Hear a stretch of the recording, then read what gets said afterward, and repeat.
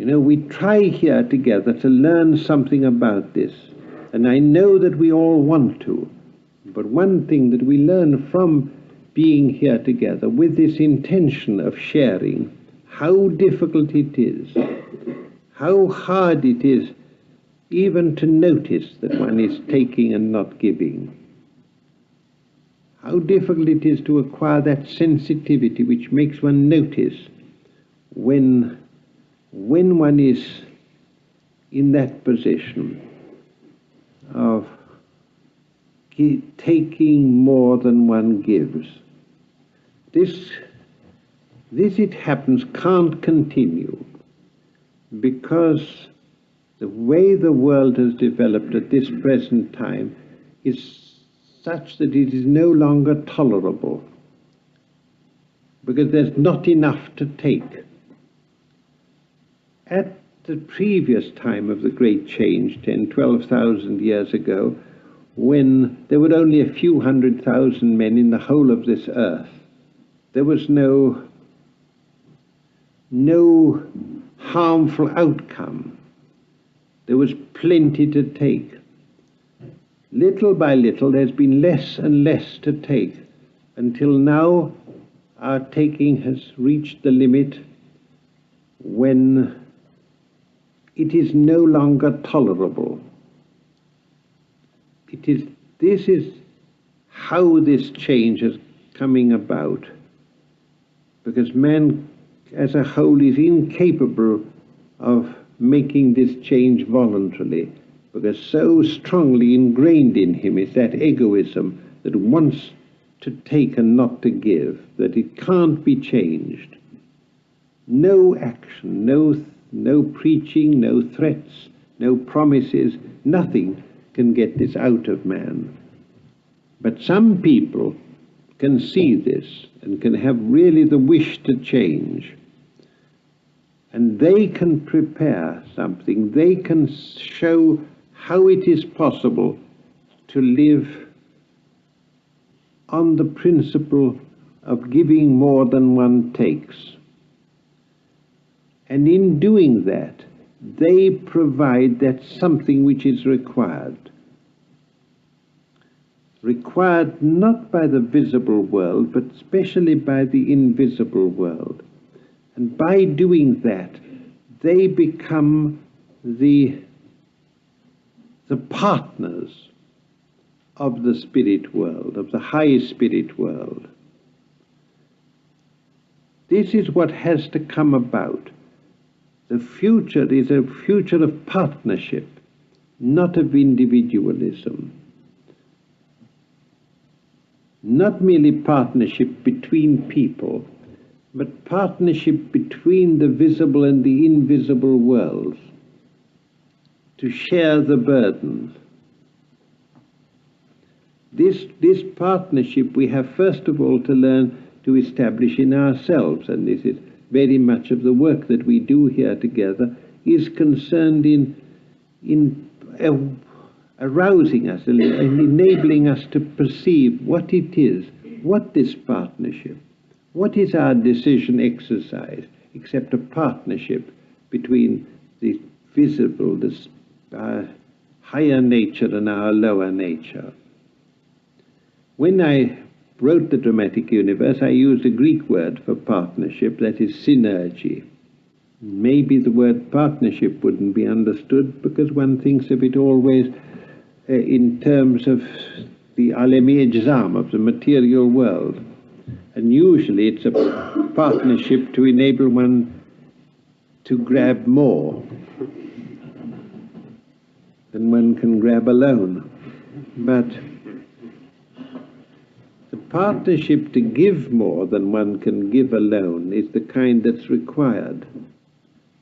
This is the notion that has to come into the world. At first it doesn't seem so attractive a notion as the notion that you're entitled not to be massacred. That's a very attractive thought. But it is now past that. Now the world that we're in, the time that we're in requires that we should accept to cooperate with the spiritual powers, that we should set ourselves to understand the needs of the future. Those who are already drawn towards that are the ones who are the children of the new world. Those who can't overcome in themselves, and even more so those who don't even wish to overcome in themselves this desire to take and avoid giving, they belong to the old world. This change will not come about easily. Those who have the impulse to take have also the impulse to hold. They do not give way, they do not relinquish. But we have to learn to give and give way and give away. Is this going to make life very hard for us? It is not so. We spoke yesterday about conscious labor and intentional suffering. This talk that I've just given you now is the complement to it. It is because of this that we have to accept conscious labor and intentional suffering in our lives. But in doing so, we not only serve the future, but we liberate ourselves from our own enemy. This will not come about on a great scale and suddenly. Nothing ever does. Nothing that is real ever starts on a big scale. It always begins in a small way, and little by little establishes itself and then grows. All history shows this. All attempts to change the world by massive action on a large scale is bound to fail, because it always provokes as much resistance. It is not the great institutions, it is not governments and world organizations and churches and societies for the betterment of mankind. They cannot do it, because whatever they attempt to do for the betterment of mankind will provoke its own opposite, as it always has done.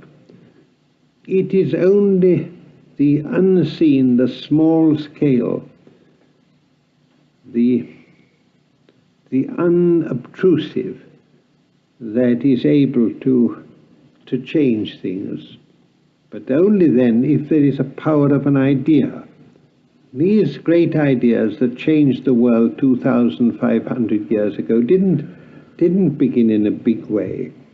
They always began in small places. Zoroaster had to leave Babylon and go to a small kingdom. Confucius had to live in a small dukedom. The Buddha was in a small kingdom.